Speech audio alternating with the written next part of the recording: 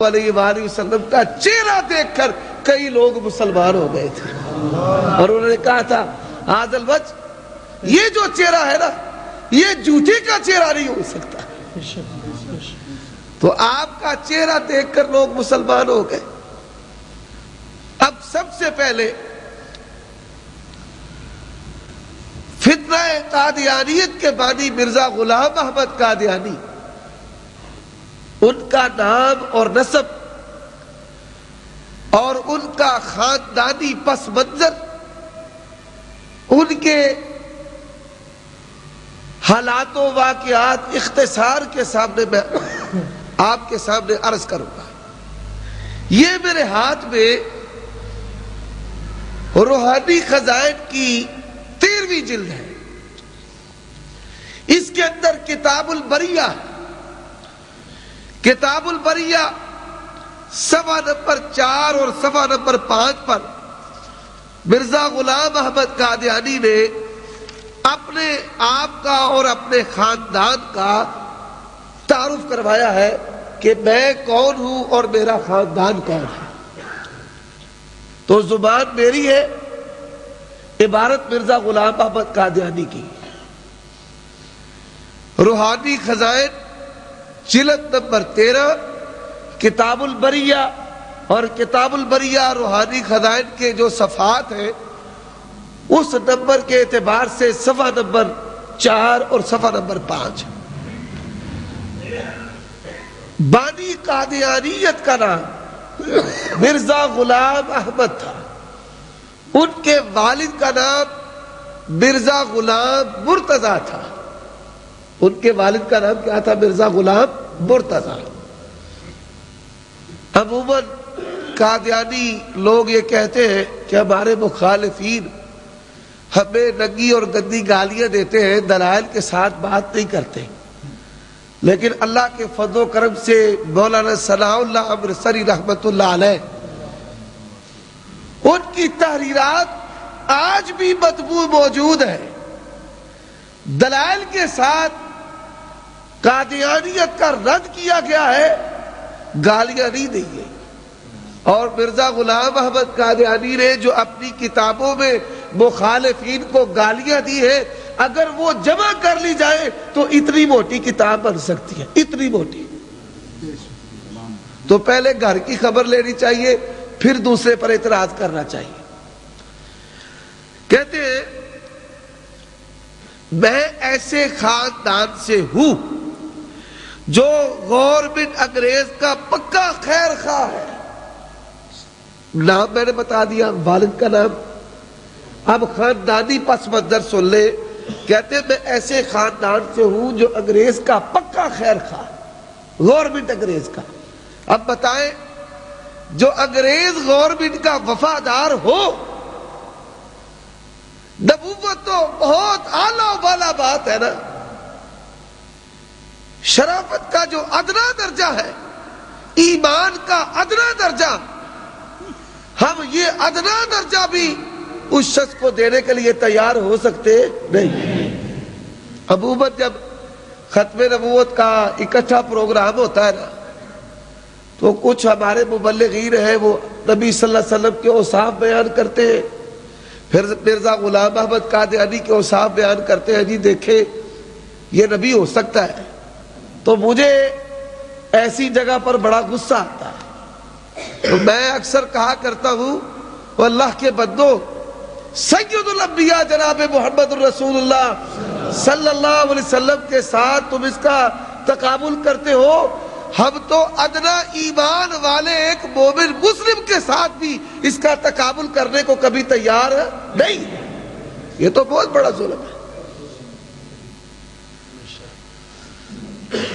آگے لکھتے ہیں، میرے والد مرزا غلام مرتضیٰ گورنمنٹ کی نظر میں ایک وفادار خیر خواہ آدمی تھا، جن کو دربار گورنری میں کرسی ملتی تھی، جن کا ذکر مسٹر گریفن صاحب کی تاریخ رئیسان پنجاب میں ہے۔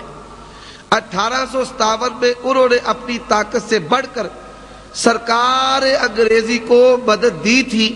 50 سوار اور گھوڑے بہم اچا کر عین زمانے غدر کے وقت سرکار انگریزی کی امداد میں دیے تھے، ان کی خدمات کی وجہ سے جو چٹھیات خوشنودی حکام ان کو ملی تھی، مجھے افسوس ہے کہ بہت سی ان میں سے گم ہو گئی، مگر 3 چٹھیاں جو مدت سے چھپ چکی ہیں ان کی نقلیں حاشیہ میں درج کی گئی ہیں۔ 1857 میں جنگ آزادی ہوئی۔ 1857 میں کیا ہوئی؟ جنگ آزادی۔ انڈیا پاکستان تقسیم نہیں ہوا تھا، بر صغیر کے تمام مسلمان مل گئے، آپس کا جو اختلاف تھا اسے پس پش ڈالا، انگریز کے خلاف متحد ہو کر سفارا ہوئے کہ ان کو ہم یہاں سے بھگا دیں گے، یہ ہمارا خطہ ہے۔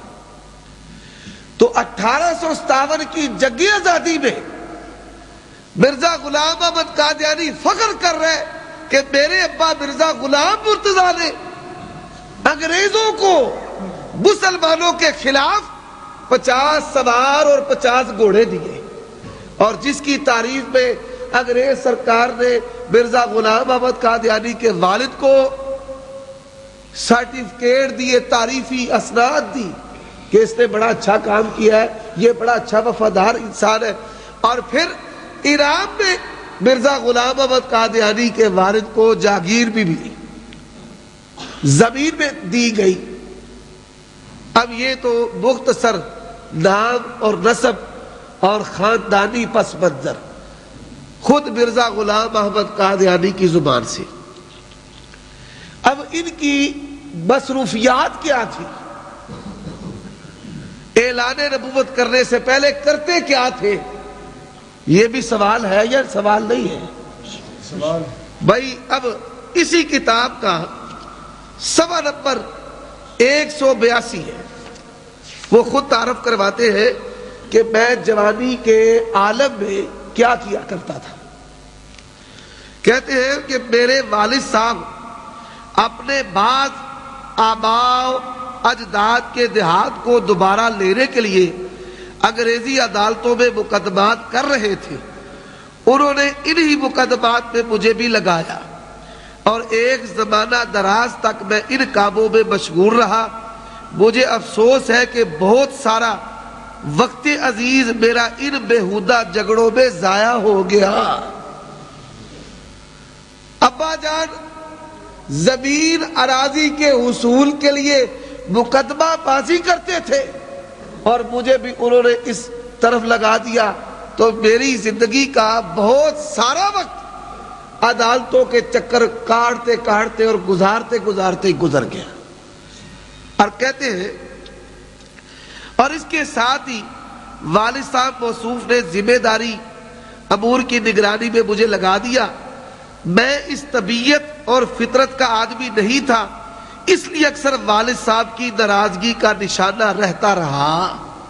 اب یہ مرزا غلام احمد قادیانی نے لکھ دیا۔ یہ جو باتیں میں نے کی ہیں ان کو دہرا دیتا ہوں۔